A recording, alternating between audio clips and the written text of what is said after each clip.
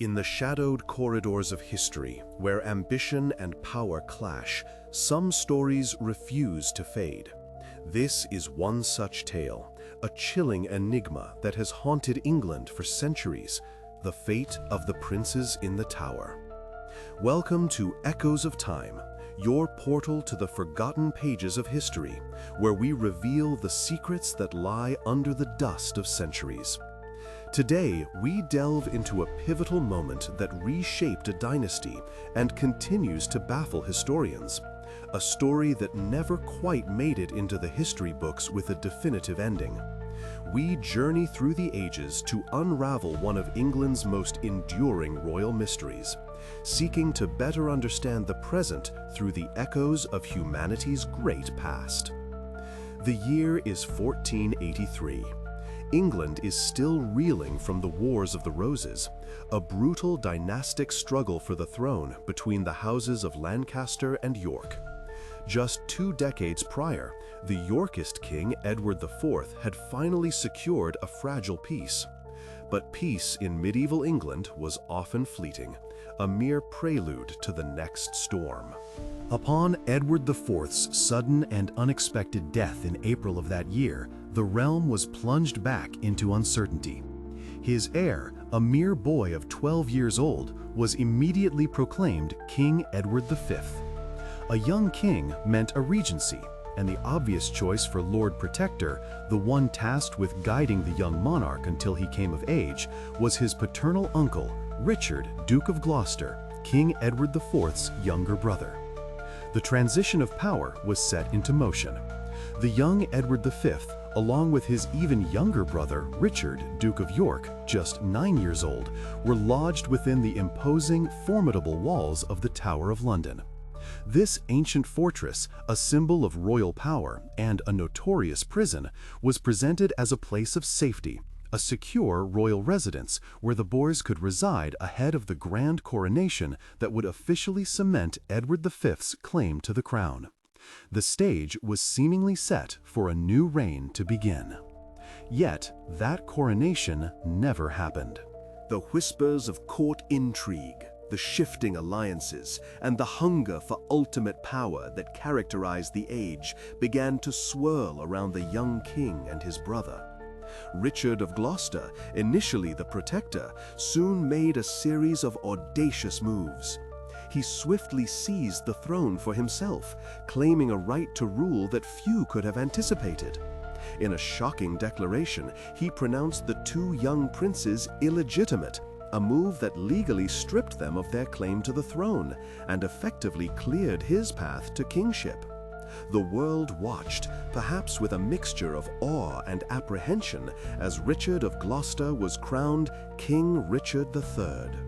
And what of the princes? After their uncle's ascent to the throne, Edward V and Richard, Duke of York, were never seen alive again. Their disappearance, so sudden and complete, fueled immediate suspicion. The once bustling passages of the Tower seemed to swallow them whole, leaving behind only silence and a deepening mystery. This chilling vanishing act left an indelible stain on Richard III's reign, casting a long, dark shadow over his claim to the crown. It ignited centuries of historical debate and speculation, turning the question of their fate into one of England's most compelling unsolved enigmas. The central question, the one that continues to echo through the ages, remains: who ordered their deaths and why? Was it a calculated act of a ruthless monarch, or a more complex web of political maneuvering? Echoes of Time invites you to join us as we delve into the murky waters of history, dissecting the motives and exploring the enduring mystery of the princes in the Tower, separating fact from legend to reveal the true contenders behind one of history's most tragic unsolved crimes.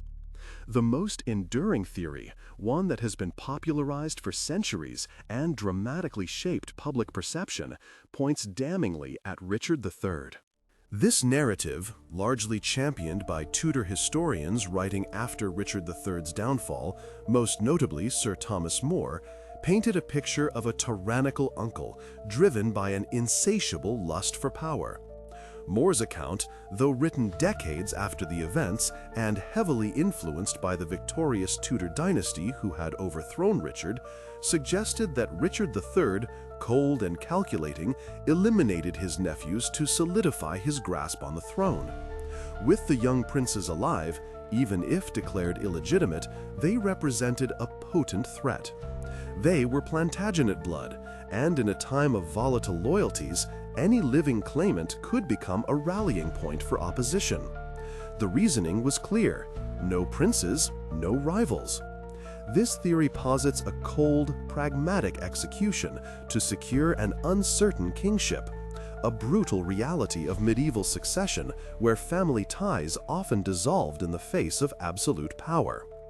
The image of the ambitious, hunchbacked king responsible for the deaths of his innocent nephews became a powerful and enduring part of English folklore and historical memory.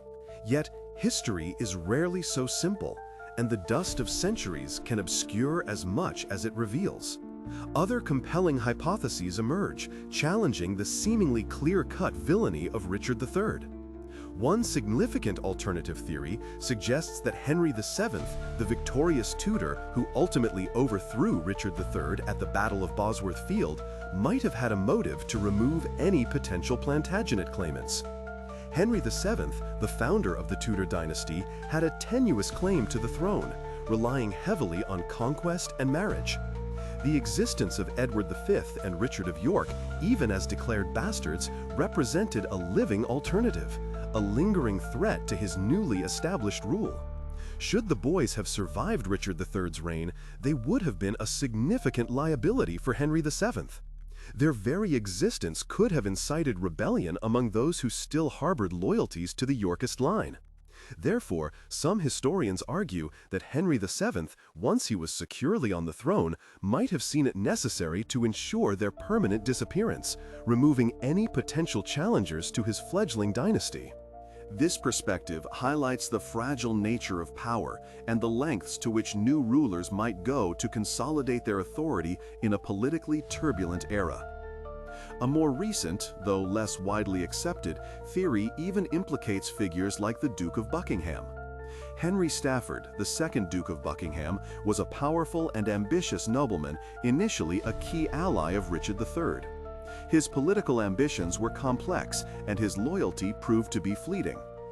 Buckingham himself had a distant claim to the throne through his descent from Edward III. While this theory lacks the direct historical popularization of the Richard III narrative or the dynastic implications of Henry VII, it introduces another layer of intrigue. It posits that Buckingham, perhaps acting without Richard III's direct order or even in defiance of him, might have orchestrated the prince's demise for his own obscure political gains or to destabilize the realm in a way that he could then exploit. This line of reasoning often suggests that the events of 1483 were not merely the work of a single villain, but a consequence of the ruthless political machinations common in the late medieval period, where multiple powerful figures sought to advance their own interests. The historical debate and speculation surrounding the princes in the Tower have continued for centuries, a testament to the enduring human fascination with unsolved enigmas and the profound impact of a seemingly simple question: what happened to these two young boys? Generations of historians, scholars, and amateur sleuths have delved into the available evidence, piecing together fragmented accounts, analyzing contemporary chronicles, and re-evaluating the motives of the key players. Every letter, every decree, every piece of court record from that tumultuous period has been scrutinized, hoping to find a hidden clue, a definitive answer etched into the historical fabric. The lack of a clear, undeniable historical record detailing their deaths has allowed these multiple theories to flourish, each offering a different lens through which to view this dark chapter. Scientific attempts to understand the subject have largely focused on the potential identification of remains. Over the centuries, several discoveries of child skeletons have been made within the Tower of London, most notably in 1674, when workmen discovered bones under a staircase in the White Tower. These remains were later interred in Westminster Abbey, ascribed to the princes, though no conclusive evidence has ever definitively linked them to Edward V and Richard, Duke of York. Modern forensic and DNA analysis, if applied to these remains, could potentially offer some answers, though gaining permission to disturb royal tombs is a complex and sensitive issue. The tantalizing possibility remains that one day science might offer a definitive voice to these silent witnesses of history. Echoes of Time navigates these historical currents. We see that the enduring mystery highlights the brutal realities of medieval succession, where the lives of even royal children were precarious, subject to the whims of power and the ruthlessness of political ambition. It serves as a stark reminder of how fragile power can be, how quickly fortunes can turn, and how easily truth can be obscured by political expediency and the victor's narrative. The disappearance of the princes in the Tower is more than just a tale of missing royalty. It is a profound historical cold case, a chilling testament to the unforgiving nature of a world where crowns were won and lost through blood and betrayal. Even today, the echoing silence from the Tower's ancient walls continues to provoke questions, inviting us to ponder the depths of human ambition and the elusive nature of historical truth. Will the full story of Edward V and Richard of Shrewsbury ever truly emerge from the shadows? Or are some secrets destined to remain eternally whispered on the winds of time?